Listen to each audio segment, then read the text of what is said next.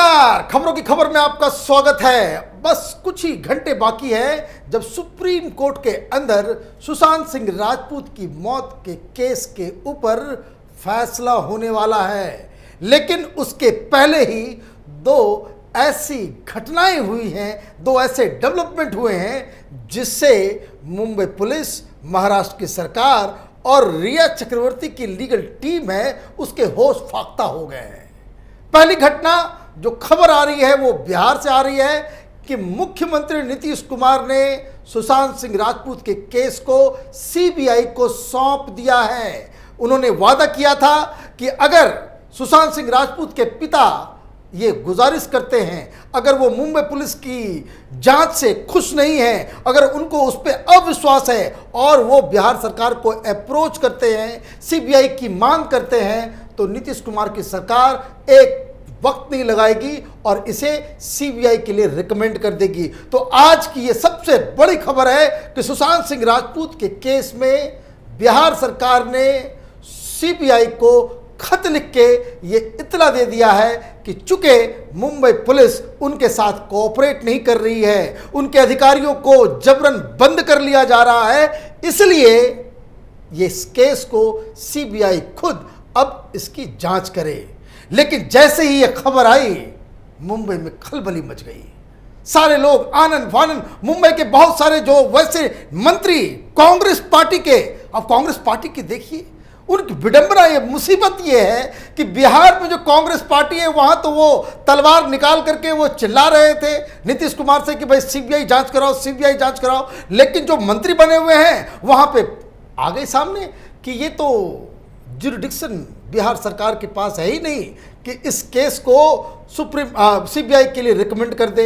यही बात शिवसेना की तरफ से, यही बात मुंबई पुलिस की तरफ से, एक जुरिडिक्शन किसका क्या है इसके ऊपर बवाल चल रहा है। लेकिन इस बीच रिया चक्रवर्ती की लीगल टीम ने भी बिहार सरकार के इस फैसले को कहा है कि ये बहुत जल्दीबाजी में लिया गया फैसला है, क्योंकि कल इसकी सुनवाई सुप्रीम कोर्ट में होने वाली है। फिर ऐसा क्यों हुआ, अब जुरिडिक्शन का मसला क्या है ये मैं आपको आगे बताऊंगा।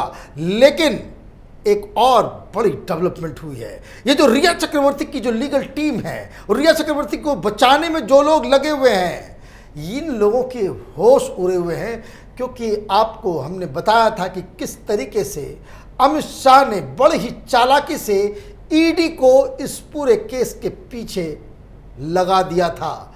और खबर यह आ रही है कि पिछले 24 घंटे से ईडी लगातार रिया चक्रवर्ती के अकाउंटेंट से पूछताछ कर रही है। और ईडी दरअसल पूछताछ नहीं करती है, उसके लिए जो सही शब्द है उसे ग्रिलिंग कहते हैं। ग्रिल कर रही है कि जो तमाम जो पैसे जो सुशांत सिंह राजपूत के अकाउंट से गायब हुए, जो सुशांत सिंह के साथ मिलकर रिया चक्रवर्ती ने जो कंपनियां खोली हैं, उसके पैसे कहां कहां से आए, कहां कहां इन्वेस्टमेंट हुआ है। और खबर यह भी आ रही है कि इसमें कुछ विदेशी फंडिंग, विदेशी बिजनेस का भी मसला अब सामने निकल के आ रहा है। और यही बहुत बड़ी मुसीबत हो जाएगी इन तमाम लोगों, क्योंकि और भी बताया ये जा रहा है कि जो कंपनियां हैं इसमें फंडिंग करने वाले और भी कई सारे बॉलीवुड गैंग के लोग हैं।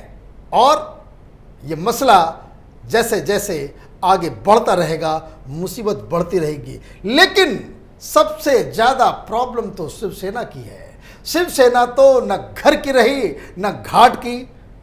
सोशल मीडिया में जिस तरह की खबरें आ रही हैं उससे उद्धव ठाकरे, आदित्य ठाकरे, शिवसेना अब जनता के सामने सर उठा करके बात करने लायक नहीं बची है। कोई भी उनका ऑफिशियल प्रवक्ता किसी भी वैसे टेलीविजन चैनल पे नहीं जाता है जिस चैनल पे सुशांत सिंह राजपूत की मौत के लिए इंसाफ की गुहार लगाई जा रही है। शिवसेना के लोग अब उन तथाकथित लेफ्ट लिबरल कमाल एंकर्स के प्रोग्राम में जाते हैं और वहां एक अजीबोगरीब दलील देते हैं। मैं देख रहा था राजदीप सरदेसाई के सामने प्रियंका चतुर्वेदी, जो पहले कांग्रेस की प्रवक्ता थी आजकल शिवसेना की प्रवक्ता है, उन्होंने बड़ा अजीबोगरीब आर्गुमेंट्स दिए। उन्होंने कहा कि ये जो बिहार के लोग और बिहार की पुलिस, बिहार की सरकार और तमाम लोग इसे सेंसेशनलाइज कर रहे हैं और जिस तरह की कहानियां बता रहे हैं ये एक महज राजनीति है। किसी मर्डर की जांच कोई मैगी नूडल नहीं है कि 2 मिनट में उसकी सारी जानकारी बता दी जाए। लेकिन मैडम को यह बताना पड़ेगा कि मैगी नूडल तो नहीं था, यह कौन सा सैगी नूडल था कि सुशांत की मौत के ठीक 10 मिनट में ही मुंबई की पुलिस ने कह दिया कि यह आत्महत्या है। 1 घंटे में महाराष्ट्र के सरकार के सारे मंत्री कहने लग गए कि यह आत्महत्या है। यह कैसे हो गया? जांच हो गई थी, एफआईआर हो गया था।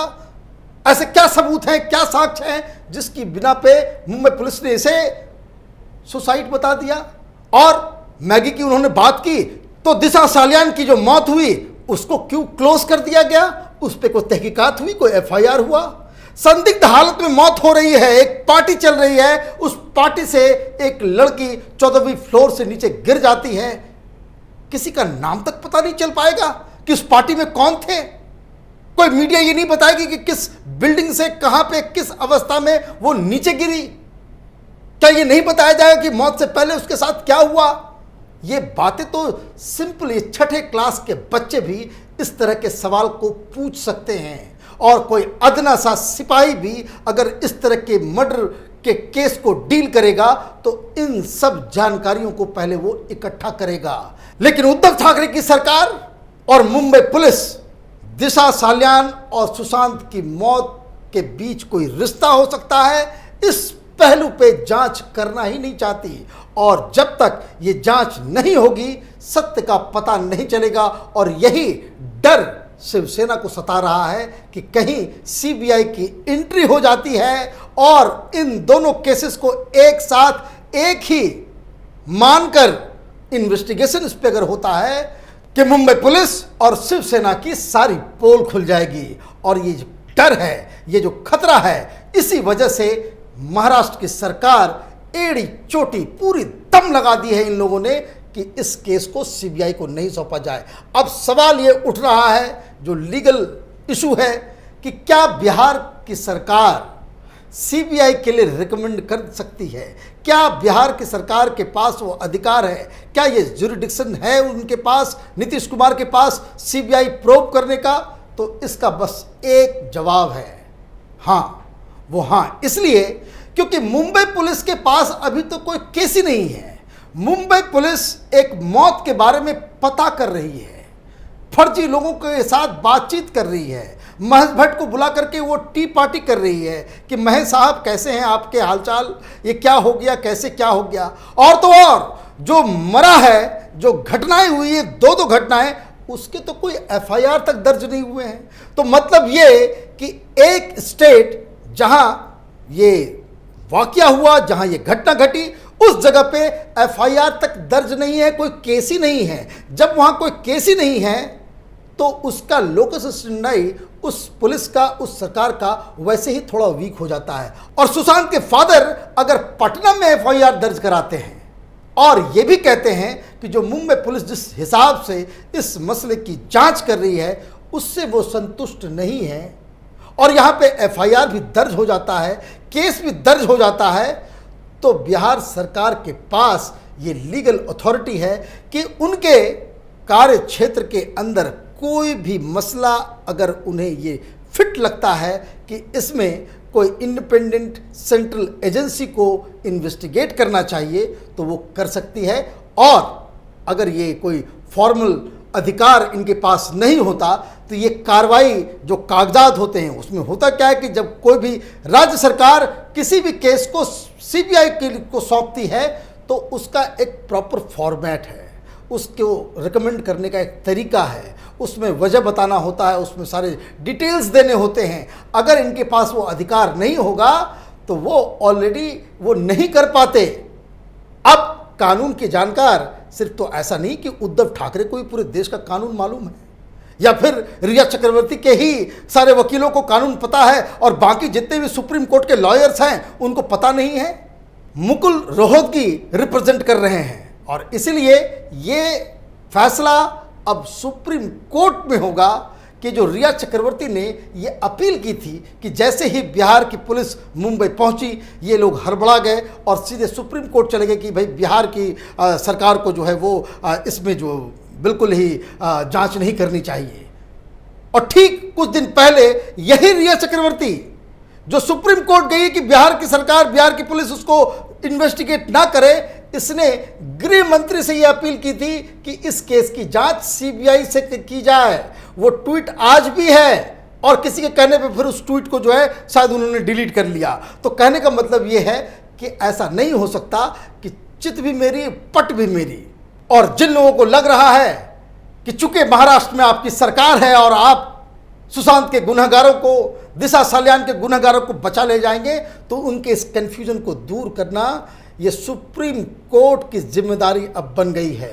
क्योंकि जितनी सारी बातें हो रही हैं, जितने लोग अब तक सामने आए हैं, एक के बाद एक सारे लोग यही कह रहे हैं कि सुशांत सिंह राजपूत वो शख्स नहीं है जो कभी भी आत्महत्या के करना तो दूर, उसके बारे में सोच भी सकता है। अब सुप्रीम कोर्ट में ये मसला है, कल इस पे सुनवाई होगी। सुप्रीम कोर्ट को ये तय करना है कि मुंबई की पुलिस जो 50 दिन बीतने के बाद भी एफआईआर तक दर्ज नहीं कर सकी है, क्या उसको इसकी जिम्मेदारी, इसकी जांच की जिम्मेदारी दी जा सकती है? क्या वो फ्री एंड फेयर जांच कर सकते हैं? जबकि इसके बैकग्राउंड में ये है कि ठीक कुछ दिन पहले सुशांत की सेक्रेटरी दिशा सालियान की मौत इसी तरह एक संदिग्ध अवस्था में हुई थी, जिसे इन लोगों ने बिल्कुल जो कह सकते हैं राफ साफ कर दिया, सच्चाई को छुपा ले गए। हमारी नज़र इस खबर पे बनी हुई है। आप देखते रहिए कैपिटल टीवी। हमारे वीडियोस को लाइक कीजिए, शेयर कीजिए और हमारे चैनल को सब्सक्राइब कीजिए। धन्यवाद।